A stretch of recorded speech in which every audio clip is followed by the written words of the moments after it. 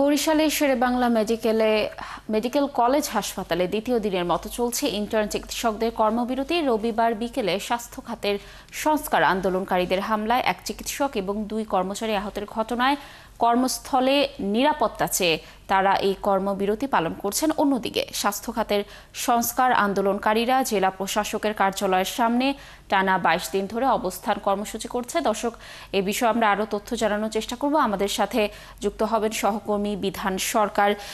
বিধান, দর্শকদের যেমনটি জানাচ্ছিলাম যে ইন্টার্ন চিকিৎসকরা কর্মবিরতি পালন করছে এবং সেই সাথে স্বাস্থ্য খাতের যারা সংস্কার আন্দোলনকারী রয়েছেন তারাও একটি অবস্থান কর্মসূচি পালন করছেন। দুটি বিষয়ে আপনার কাছে সর্বশেষ কি আপডেট রয়েছে জানাবেন আমাদের। লাবণী, আপনাকে বলতে পারি আমি শেরেবাংলা চিকিৎসা মহাবিদ্যালয় হাসপাতালের আজকের যে মেডিসিন ওয়ার্ড 3, যেখানে আজকের মেডিসিন ভবনে যেখানে আজকে মেডিসিন ওয়ার্ড 3-এ রোগী ভর্তি হচ্ছে এবং সেখানে কিন্তু রোগীর চাপ রয়েছে। এবং আপনাকে দেখাতে পারি যে এখানে কিন্তু তারা একটি মেডিকেল যে ইন্টার্ন চিকিৎসকরা এবং সাধারণ শিক্ষার্থীবৃন্দ তারা একটা ব্যানার সাটিয়ে দিয়েছে, যেটা হলো ডাক্তার দিলীপ রায়ের উপরে যে হামলাটা হয়েছিল 17 তারিখে, ঠিক সেই হামলার জন্য যে যারা দায়ী, যে তারা সে দায়ী বলছে, তারা সে দায়ীদের জন্য বলছে তারা যে এখানে স্বাস্থ্য অধিকার আন্দোলনের সাথে যারা জড়িত রয়েছে এবং তাদেরকে আসামি করে কোতোয়ালি মডেল থানায় একটি মামলাও করেছিলেন তারা।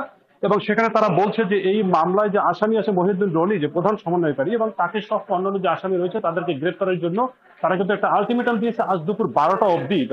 এই যে ইন্টার্ন চিকিৎসকরা 12টা অবধির মধ্যে যদি কোনো এই আসামিদের ধরা না হয় তাহলে কিন্তু তারা কিন্তু পুরা শাটডাউন, মানে এখানে গেল দিন দেখেছি আমরা যে শেরেবাংলা চিকিৎসা মহাবিদ্যালয় হাসপাতালে ইন্টার্ন চিকিৎসক, নার্স, চিকিৎসক এবং স্টাফ, অন্যান্য যে সাধারণ স্টাফ রয়েছে তারা কিন্তু মানববন্ধন করে এখানে তারা দাবি জানিয়েছেন যে তাদের যে দাবি যে বিধান, ধন্যবাদ আমাদের সাথে যুক্ত থাকার জন্য। দর্শক, যেমনটি বলছিলাম যে চিকিৎসকরা কর্মবিরতি পালন করছে, এই বিষয়ে সর্বশেষ তথ্য জানাচ্ছিলেন আমাদের সহকর্মী।